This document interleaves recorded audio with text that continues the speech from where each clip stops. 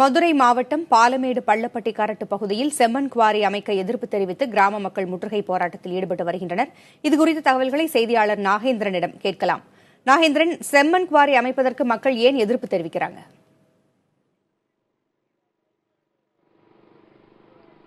பூங்குழலி, தற்போது நாம் இருக்கும் இடம் மதுரை மாவட்டம் 66 மேட்டுப்பட்டி ஊராட்சிக்கு உட்பட்ட உசிலம்பட்டி பகுதியில் நின்று கொண்டிருக்கிறோம். இந்த மக்களை நீங்களே பார்க்கலாம். காலை முதல் இந்த மக்கள் சுமார் ஒரு 100க்கும் மேற்பட்டோர் முதலில் போராட்டத்தை தொடங்கினர். இதுவர்கள் போராட்டமானது இப்போ தொடர்ந்து நடைபெற்று வருகிறது. இப்போது ஒரு 500 பேர் இந்த போராட்டத்தில் ஈடுபட்டு வருகின்றனர். இவர்களது முக்கியமான கோரிக்கை என்னவென்று பார்த்தோம்னா, இந்த உசிலம்பட்டி, ஆலம்பட்டி மற்றும் பள்ளப்பட்டி என 5க்கும் மேற்பட்ட கிராமங்களில் 5000க்கும் மேற்பட்டோர் வாழ்ந்து வருவதாகவும், இந்த பகுதியில் ஏற்கனவே 2 கல்குவாரிகள் செயல்பட்டு வரும் நிலையில் இந்த பகுதியில் உள்ள பெருமாள் மலையில் மற்றொரு புறத்தில் கல்குவாரிகளை இயங்க மாவட்ட நிர்வாகம் அனுமதி அளித்துள்ளது. இந்த ஏலத்தை ஒரு நபர் மதுரையை சேர்ந்த ஒரு தனியார் ஒருத்தர் எடுத்திருக்கிறாரு. இந்த பகுதியில் மற்றொரு குவாரி எடுக்கப்பட்டால் இந்த பகுதியில் பாதிப்புகள் அதிக அளவு இருக்கும் என இந்த பகுதி மக்கள் தெரிவிச்சுதான் இந்த போராட்டத்தில் ஈடுபட்டிருக்காங்க. இது குறித்து பேசுவதற்காக இந்த பகுதியை சேர்ந்த ஒரு முதியோர் நம்மிடம் இருக்கிறாரு. ஐயா, இப்ப நீங்க எதற்காக இந்த போராட்டத்தை நடத்துறீங்க?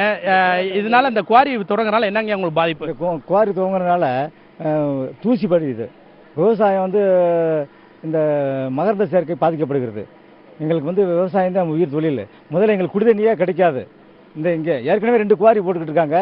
அதில் ஆரஞ்சு போர் போட்டு 15 அடி ஆழத்தில் வேட்டு போடுறாங்க. வீடு அதிர்ந்து வீடு விட்டு போச்சு. இதனால் எங்களுக்கு குடிதண்ணி இல்லாமல் போயிடும். ஏற்கனவே எங்களுக்கு பற்றாக்குறையெல்லாம் வாழ்ந்துக்கிட்டு இருக்கோம். அதனால் இனிமேல் இவங்க போடக்கூடாது. இதுக்கு நாங்கள் மாவட்ட அதிகாரிட்டையும் மனு கொடுத்துருக்கோம். அவர் அதை நிராகரிச்சிட்டாரு. கோர்ட்டு தீர்ப்பு சொல்லியிருக்கு. அதனால் நாங்கள் செய்ய முடியாது, இது ரோடு போடுறதுக்காகத்தான் நாங்கள் தள்ளி எடுக்கிறோம் அப்படின்னு சொல்கிறாரு. ஆனால் நாங்கள் குடியிருக்க முடியாது. நாங்கள் இந்த இடத்த விட்டு வேறு இடத்துல குடி போனால் தான் நாங்கள் இருக்க முடியும். இல்லாட்டி இங்கே இருக்க முடியாது. நாங்கள் அதனால் எங்கள் விவசாயம் ரொம்ப பாதிக்குது. மொத்தம் நாங்கள் 3000 பேர் இங்கே வாழ்ந்துக்கிட்டு இருக்கோம். கண்டிப்பாக உங்களை நீங்களே கேட்டிருப்பீங்க. இந்த பகுதியில் இந்த 5 கிராம சுற்று வட்டார பகுதியில் நிலத்தடி நீர் பாதிப்பதாகவும் விவசாயம் பாதிப்பதாக தெரிவிச்சிருக்காங்க. அதே பகுதியில் போராட்டத்தில் ஈடுபட்டிருக்க மற்றொரு இளைஞர் நம்முடன் இருக்கிறாரு. இந்த குவாரினால இது வரைக்கும் மக்களுக்கு இந்த பகுதியில் குடியிருக்கிறவங்களுக்கு என்னென்ன மாதிரியான பாதிப்புகள் ஏற்பட்டிருக்கு? நேராக அதிகமாக கண் பார்வை மங்கியிருக்கு சார். நம்ம அரவிந்திலே பார்த்தீங்கன்னா கிட்டத்தட்ட ஒரு இந்த 10 வருஷத்துக்குள்ள ஒரு 100க்கு மேற்பட்டவர் கண் பார்வை இது பண்ணி ஆப்ரேஷன் பண்ணியிருக்காங்க. அது ஒன்று மெயின். அப்புறம் பார்த்தீங்கன்னா நிலத்தடி நீர் பார்த்தீங்கன்னா ஒரு 80 அடியிலே எங்கள் ஊரில் தண்ணி இருந்துச்சு. அந்த மாதிரி தான் இருந்துச்சு. இப்போ பார்த்தீங்கன்னா 500 அடி 600 அடி தண்ணியே கிடையாது. விவசாயம் பார்த்தீங்கன்னா அவங்க இப்போ என்னடா கோர்ட்டில் கொடுத்தீங்கன்னா சொல்லியிருக்காங்கடா 5 கிலோமீட்டருக்கு தரிசு நிலம் தான் இருக்குது. அதனால் ஆர்டர் கொடுக்கலாம் பண்ணலான்னு சொல்கிறாரு நம்ம டிஸ்ட்ரிக்ட் கலெக்டர். அதான் சொல்கிறாங்க. கிட்டத்தட்ட 50 மனு கொடுத்துருக்கோம் சார். 50 மனு கொடுத்துருக்கோம். குவாரி இப்போ எங்கள் இதில் வேண்டாம்னு சொல்லி கொடுத்துருக்கோம். 2 வருஷமாக போராடி தான் ஒரு இதை வாங்கணும்டா. எங்களுக்கு அவசியமே கிடையாது. அரசு இதுக்கு எங்களுக்கு இருக்குது. இப்போ பார்த்தீங்கன்னா பிரசிடென்ட் தான் பண்ணணும். இப்போ நீதிபதி என்ன கேட்குறாங்க, இந்த மாதிரி உங்களுக்கு 5 ஏக்கர் உங்களுக்கு தரிசனம் இருக்குது அப்படின்னு இருக்காங்க. தரிசனம் இருக்குன்னு சொல்லியிருக்காங்க சார். இப்போ 5 ஏக்கர் தரிசனம் பார்த்தீங்கன்னா எங்கள் மலை அடிவாரத்தில் 200 மீட்டர்லேயே பார்த்தீங்கன்னா எல்லா தோட்டங்கள் இருக்குது. கொய்யா தோப்பு இருக்குது, மல்லி எல்லாமே போட்டிருக்காங்க. தக்காளி பாரம்பரிய விவசாயம் பண்ணிட்டு வராங்க. இவ்வளோ 50 வருஷமாக இருக்காங்க. ஆனால் ஒரு சிலர் சுயநலத்துக்காக பார்த்தீங்கன்னா வாழ்வதற்காக எங்களுடைய மக்களுடைய 5 கிராம மக்கள் இப்போ ஒரு 200 மீட்டர் இப்போ மலை அடிவாரத்திலே ஊர் இருக்குது சார். மலையிலேயே எங்கள் ஊருக்கு வாழ்ந்துக்கிட்டு இருக்காங்க. ஆனால் இதை யாருமே கண்டுக்க கிடையாது. 50 மனு கொடுத்துருக்கோம். 50 மனு கொடுத்தும் எங்களை யாருமே மதிக்கிற கிடையாது. நாங்கள் 8ஆம் தேதி மனு கொடுக்குறோம் சார். டெண்டர் 8ஆம் தேதி விட்டுருக்காங்க. 8ஆம் தேதி மனு கொடுக்குறோம். அதை யாருமே கண்டுக்கல. 9ஆம் தேதி ஏழை எடுத்துட்டாங்க. ஏழை எடுத்ததுக்கப்புறம் கொடுக்குறோம். இதே போய் டிஸ்ட்ரிக்ட் கலெக்டர் போய் மனு கொடுக்குறப்ப என்ன சொல்கிறாங்கடா, இது மெட்டீரியல் சோர்ஸ் கவர்மெண்ட்டுக்கு தேவைப்படுது, தார் ரோடு போகிற தேவைப்படுன்றாங்க. தார் ரோடு போனால் எங்கள் ஊரில் ஆல்ரெடி 2 குவாரி வாங்கிட்டு இருக்கு. மற்ற இடத்துல மழையே கிடையாதுங்களா? இங்கே எல்லாம் விவசாயிகள் சார். எந்த இதுவும் யாருக்கும் தெரியாது.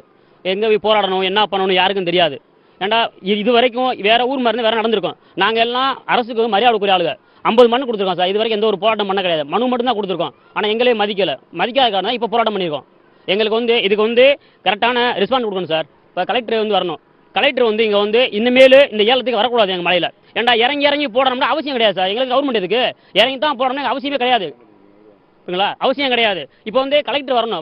இனிமேல் இந்த ஏலத்துக்கு டெண்டரே வராது அப்படின்னு சொல்லணும். அப்புறம் ஆர்டிஓ ரத்து பண்ணணும். இனிமேல் எப்பயுமே வரக்கூடாது யாரு. ஏன்னா குவாரி வந்துச்சுன்னா எல்லாம் அழிஞ்சு போயிடுவோம். இல்லை அப்படியே கவர்மெண்ட் எடுத்துக்கிறது சார். ஒன்றும் பிரச்சனை இல்லை. கவர்மெண்ட் நாங்களே எல்லாம் வெளியேறோம். எங்களுக்குள்ள அடிப்படை வசதிகள் எல்லாமே வெளியில் ஏற்படுத்தி கொடுத்துட்டோம். இங்கே யாருமே இருக்க வேணாம். எவ்வளோ ஏக்கர் இருக்கோ இப்போ விவசாயத்தில் எவ்வளவு நஷ்டம் வருதுன்னு யாருக்கும் தெரியாது சார். ஆனால் இருந்தாலும் விவசாயத்தை விடுறது கிடையாது. ஒரு ஆள் பார்த்தீங்கன்னா 10 போர் போட்டிருக்கான். 10 போர் போட்டும் கூட திரும்ப போர் போடுறான். ஏன்? அந்த விவசாயியோட உணர்வுகள் அதை யாருமே புரிஞ்சுக்க கிடையாது சார். மக்கள் அரசியல் புரிஞ்சுக்கவே கிடையாது. இப்போ பிரசிடென்ட் 10 மனு கொடுத்துருக்காரு சார். பிரசிடென்ட் என்ன சார் ரெஸ்பான்ஸ் கொடுத்துருவாங்க? இதே அரசியல் கொடுக்கல. பிரசிடென்ட் 10 மனு கொடுத்துருக்காரு. அவரை யாருமே மதிக்க கிடையாது. அப்புறம் எதுக்கு பிரசிடென்ட் எடுக்கணும்? இதனால எங்களுக்கு வரக்கூடாது சார். இது திரும்ப திரும்ப இறங்கி போராட எங்களுக்கு சத்து கிடையாது. நாங்கள் என்ன பண்ணுறோம், இது திரும்ப போராடி தான் எங்களுக்கு வாங்கணும்டா. கவர்மெண்ட்டே தேவையில்லை சார் எங்களுக்கு. நாங்கள் அதுக்கு என்ன கோரிக்கை இது பண்ணிட்டு நாங்கள் எல்லாம் கலந்து பேசிக்கிறோம் சார். அது எப்படி அப்ரோச் பண்ணணும்னு பார்த்துக்கிட்டு அப்படியே நாங்கள் கவர்மெண்ட் எங்களுக்கு தேவையில்லாட்டி ரேஷன் கார்டை கொடுத்துறோம் சார். ஒன்றும் பிரச்சனை இல்லை சார், ரேஷன் கார்டே கொடுத்துறோம். எங்களுக்கு கவர்மெண்ட் தேவையில்லை சார். கண்டிப்பா பூங்குழலி, நீங்களே வந்து கேட்டிருப்பீங்க. இந்த பகுதியில் வந்து பாருங்க, குழந்தைகளை வச்சுக்கொண்டு அதிகமான பெண்கள் வந்துட்டு இந்த பகுதி போராட்டத்தில் ஈடுபட்டு வராங்க. இந்த காட்சிகள் நீங்களே வந்து பார்க்கலாம். இவர்களது குறிப்பா வந்து இவரோட கோரிக்கை என்ன வந்து பார்த்தோம்னா, இந்த பெருமாள் மலையில் இருந்து வரக்கூடிய இந்த மழை தண்ணீரானது இந்த அடிவாரத்தில் உள்ள இந்த கிராமங்களுக்கு வந்துட்டு அதுதான் வந்து நிலத்தடி நீர் மட்டம் உயர்வதற்கு ஒரு வாய்ப்புள்ளதாக வந்து தெரிவிச்சிருக்காங்க. இதனால வந்து இந்த மலைகளை வந்துட்டு குறைஞ்சு இந்த கல்குவாரிகள் நடத்தினால் இவர்களுக்கு வந்து நிலத்தடி நீர்மட்டம் பாதிப்பதாகவும் குறிப்பாக இந்த விவசாயம் பாதிப்பதாகவும் தெரிவிச்சிருக்காங்க. இந்த போராட்டத்தில் ஈடுபட்டிருக்க ஒரு பெண்மணி நம்முடன் இருக்கிறாங்க. இப்போ அவங்ககிட்ட வந்து கேட்கலாம். இப்போ இந்த போராட்டத்தில் வந்து பெண்கள் அதிக அளவில் வந்திருக்கீங்க, அதுக்கான காரணங்கள் என்ன, நீங்க எந்த அளவுக்கு வந்து பாதிக்கப்பட்டிருக்கீங்க? இங்க குவாரி போடுறாங்க. அது குவாரி போடுறதுனால எங்களுக்கு பாதிப்பு இருக்கு, தண்ணி பாதிப்பு இருக்கு, குழந்தைகள் பாதிப்பு இருக்கு, விவசாய பாதிப்பு இருக்கு.